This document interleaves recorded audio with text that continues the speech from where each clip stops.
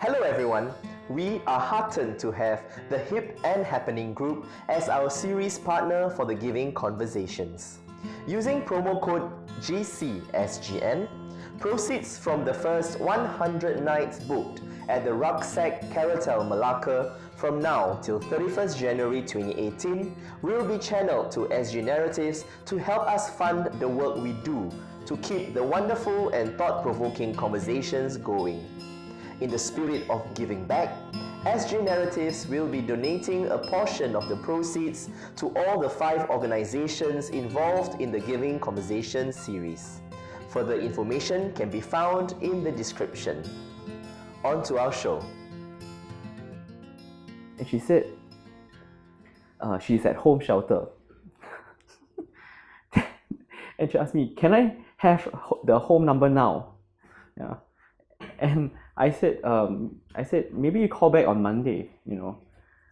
And then she then went on to say, well, why you speak for migrant workers only? You don't speak for Singaporeans. Yeah. And I think also for non-domestic workers, for construction workers, they have very little say in the way in whether they can transfer employers or not, right? They have very little say in whether or not they can. They have to even up till now they don't have freedom to transfer employers easily. Yeah, as domestic workers. And we really are here because we want to lend weight to them. So, if example, okay, even right now, the claims to, if they want to file an employment claim to court, I mean, all the documents that they are required to file to court, it's all in English, and migrant workers don't really are not very conversant, or are they very literate in English. Yeah, it's difficult for them to read. Yeah.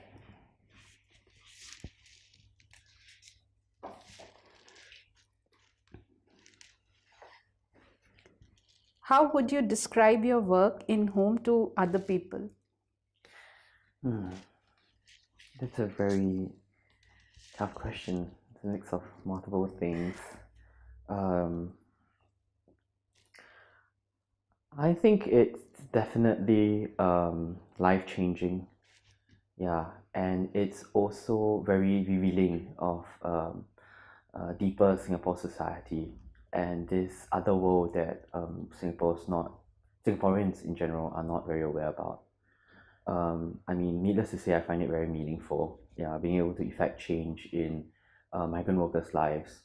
And I think as much as I tell people about migrant workers' problems like unpaid wages, unreported injuries, injuries which are really severe, which are not being seen by the hospitals, or I think my place in home allows me to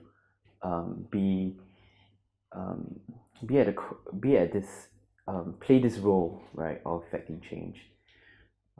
I think it's also exciting because I get to meet all sorts of people. I get to meet volunteers from such diverse backgrounds. So if I were to describe my work, I would say I've been very fortunate to be able to work at home in various capacities, and I've been able to what makes it very exciting is that you get to experience different aspects while you are dealing with the case. So it makes it very rewarding, and you get to know a person a lot. You meet, like you said, people coming from diverse backgrounds, volunteers, and even the residents. They come from different nationalities. You understand, while you work with them closely, you understand their life struggles better. You know why they do what they do, and often there are circumstances where they land up doing certain thing which probably may not be in best interest, but there's a reason and there's a story that leads to that, and it's very interesting to know the human side of it and how mind works when somebody is stressed out. And so it has been a very rewarding experience that way, and I have learned more than what I give. What is the most difficult case that you had to face in your work at home? Okay. Yes, I've actually encountered quite a few, but there was one recent case wherein one of our residents, she was so traumatized by the experience, and home helped rescue this person, and she was so traumatized by the experience that when I received her at home, she could barely walk. She was very fearful. She would if you would try and reach out to her, she would push back because the trauma she had been through had affected her to that an extent. She always felt that somebody is trying to come and harm her in a way. So this was one of the very difficult cases that I handled recently. And unfortunately, there were a lot of aspects to it. There were a lot of things that she went through in sense of there was illegal deployment. She was threatened to be raped. She was expected to do a lot of housework, have illegitimate there were illegitimate expectations by the employer, and she had very weird working hours. She would start, she barely got 3 hours of rest. There was no proper room provided to her. She was expected to sleep on a couch on certain days, and there was no blanket. She was given only leftover food, so there were often days where she only had rice and water.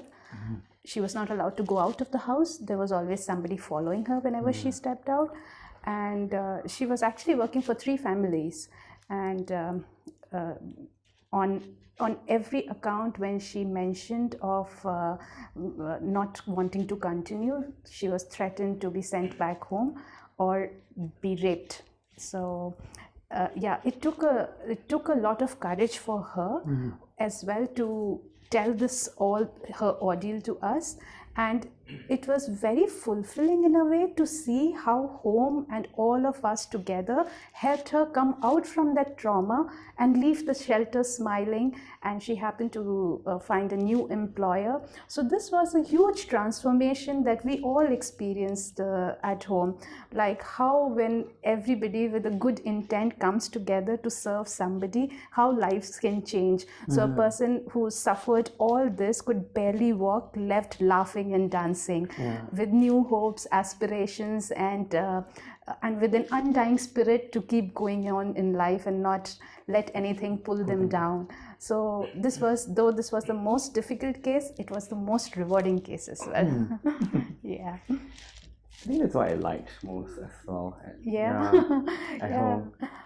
I know, like it's always nice to see when your people leave empowered. Like when they come in, they are really depressed. Some of them would have gone through a major trauma, could be physical, sexual, could be any kind of abuse.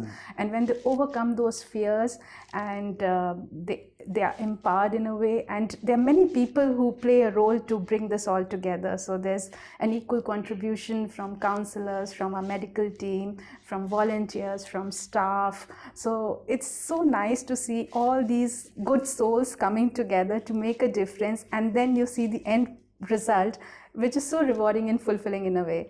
Yeah, I agree. I think the big thing about our home is that we had a chance to empower the workers and to remind them they have internal strength, and then to send them on their way also. And at the same time, I often notice that most of them want to give back. So I see, like for this particular resident, she wants to continue to be associated with home, and fortunately she's found a very supportive employer who wants to help her continue her classes at Home Academy and support her there itself. So it's very nice to see that we did our bit, and they've already got the message of pass it on. So they're already thinking along those lines that they want to give back in a way. So yeah, it's really rewarding to see that. I hope you've enjoyed the conversation today. Thank you once again to our series partner, the Hip and Happening Group, for believing in the work that we do. Do remember to follow us on Facebook to be instantly notified when our new video is up.